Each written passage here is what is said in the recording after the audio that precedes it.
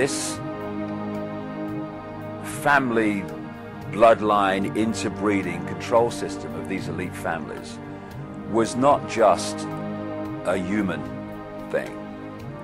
It went beyond that into entities that are anything but human. And it was only with the passage of the years and more research when I started to realize the nature of this reality that we're experiencing, that made sense in how this structure is playing out. What the system has done is to keep from us the nature of the reality we're experiencing and the nature of who we are in life itself. And in doing so, it has kept us completely in the dark about what's actually happening around us. The knowledge that's passed across the top levels of the secret society network through these bloodline families, the most important part of that knowledge is the knowledge of reality itself. For instance, we think as we look around here that we're seeing everything that exists within this room. But in fact, we're only seeing a frequency range, a very tiny one, called visible light.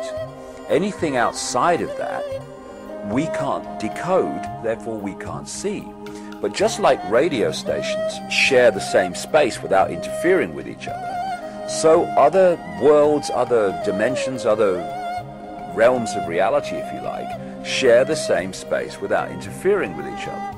However, just as with radio, if you've got two stations that are very close on the dial, then one will be the dominant one, but another one, you'll get what we call interference from it.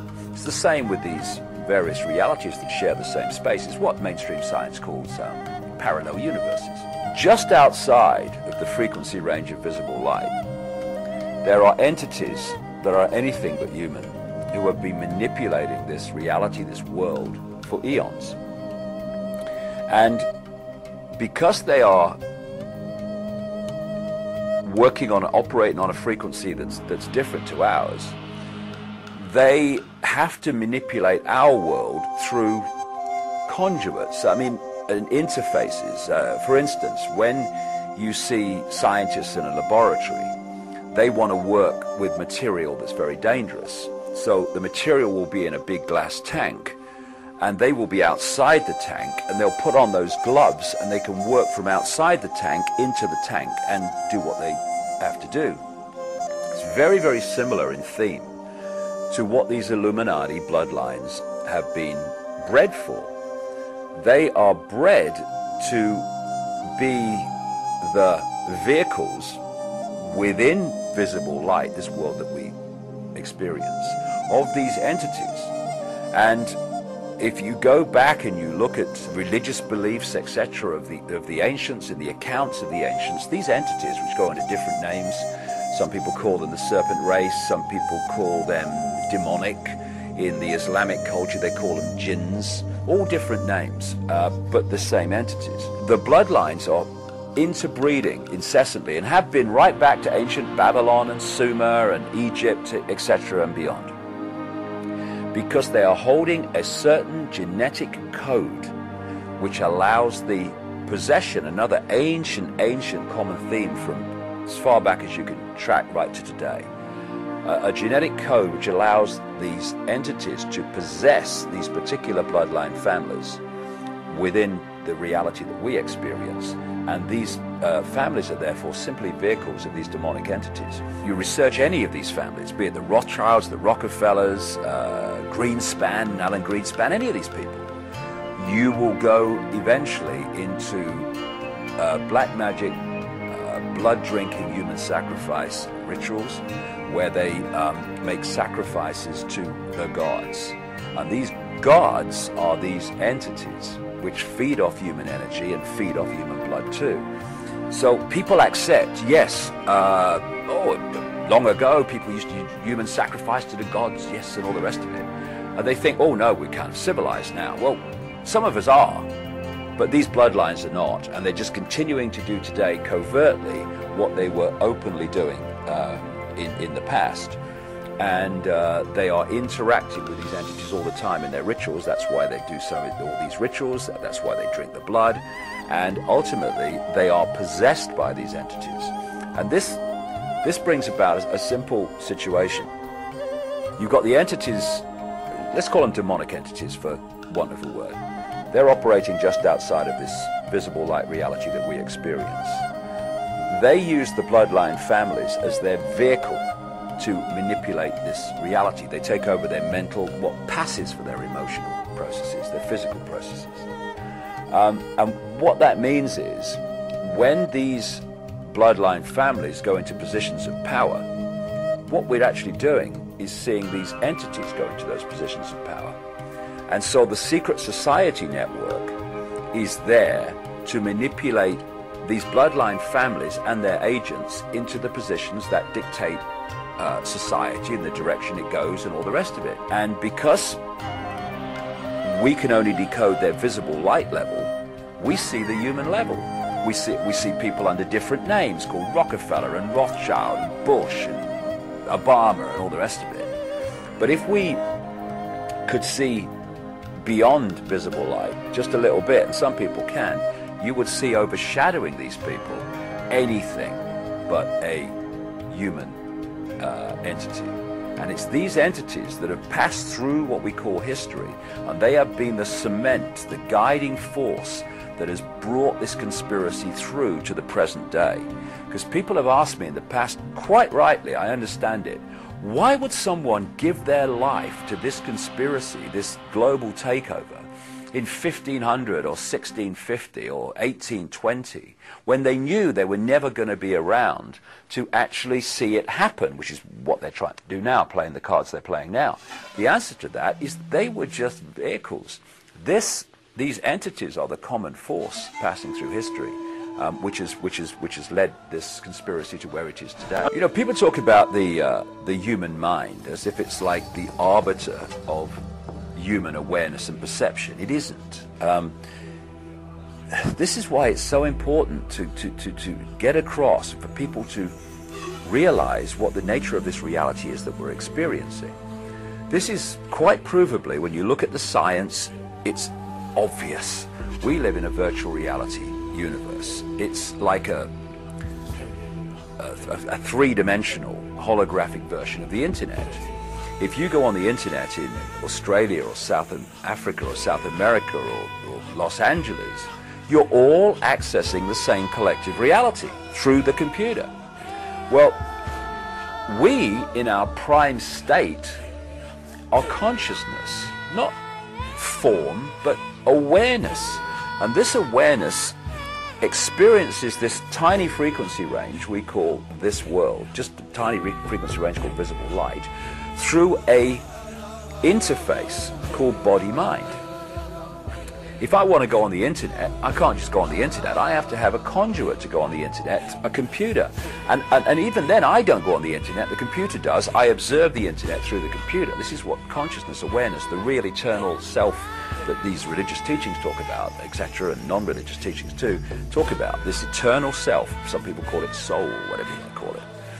And if you hold that awareness to that higher level of self, you're in this world, if you like, physically and experiencing it, but your point of observation is outside of this manipulated reality. And through the lens of body-mind, you can see things that the body-mind in this world and of it cannot see. And the more the system, when you study it from cradle to grave, be it education, media, all these things, they're all, even religion to a large extent, is designed to pull our focus of attention into body-mind. It's the same. A very good analogy is you're on the internet and suddenly the computer takes control of what you think of the internet, where you go on the internet, and the decisions you make. And the more entrapped you are in mind-body perception, i.e. the five senses, and look at society, it's all about pulling us into the five senses. Look at this, listen to this, taste this, feel this, all trying to hold us in the five senses. The more entrapped you are, the longer it takes, the more powerful the transformation has to be for you to wake up, open your mind, and go to higher levels of your awareness. What has been happening, I've seen this all over the world, I've been to 50 countries, it's happening everywhere over the last 20 years, is more and more people are going through this process, they call it transformation, whatever, where they open their mind and they let their true self consciousness in. Now consciousness is looking from this perspective, mind's looking from here. And that's why they want to keep us entrapped in mind-body perception, because we're looking here, we can see one dot, maybe two dots at a time. We can't connect the dots and see what's going on. Once you become conscious beyond body-mind, suddenly, oh, I can see how it fits together now. I've come across people only recently who've gone from this to this in literally weeks. Why couldn't I see it before? They say it's so obvious because you were there before and now you're there. That's why it's obvious. And so this fork in the road where people are deciding, are they going to keep on the way we're going and end up in this fascist control system, or are they going to go this way and break out into true freedom? In many ways, fundamentally, not in many ways, this fork on the road, is, are you going to stay in mind and think you are Fred Jones, born in Pittsburgh in 1942, that's who you are? Or are you going to open your mind to who you really are, which is consciousness, infinite, eternal consciousness, having an experience as that man, born in 1942, whatever I said. And that's the difference. Once you realize that our name, our job, our experience is just that, an experience, and we are consciousness, that change of point of perception, point of observation of this world transforms everything. You go from this to this, and you can see what the control system doesn't want us to see, and that's why the control system is absolutely structured to hold us in that state. The power of human consciousness is demonstrable by the fact that despite all the things that are thrown at us, the cradle-to-grave programming, vast numbers and an exponential curve of numbers are now waking up from it. And it's this awakening that is going to bring this control system down. Not tomorrow, not next year, not the year after, not in 2012 like so many people kind of talk about, but I reckon about 2016, this awakening will have reached the point where the tipping point comes and this control system comes down, because the control system is absolutely founded completely in terms of its existence on humanity being there and not there. And so they may seem confident and arrogant, and it may seem like that, it will seem that for a few years, but it's coming down, and it's coming down because humans are waking up.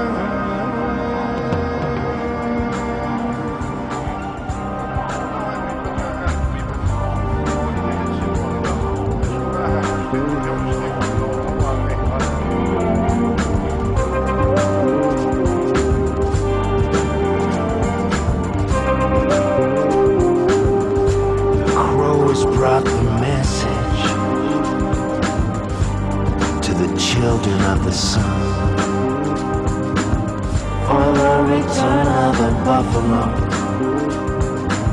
and for a better day to come. You can kill my body, you can damn my soul, not believing in your God in some world down below. You don't stand a chance against my prayers. You don't stand a chance against my love. Your Lord the Ghost dance, your Lord the Ghost dance. We shall live again. We shall live again.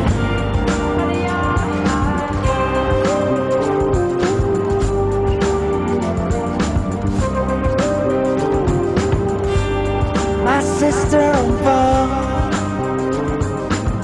but she has red paint. She died of wounded knee, like a Latter-day Saint. You got the big drum in the distance,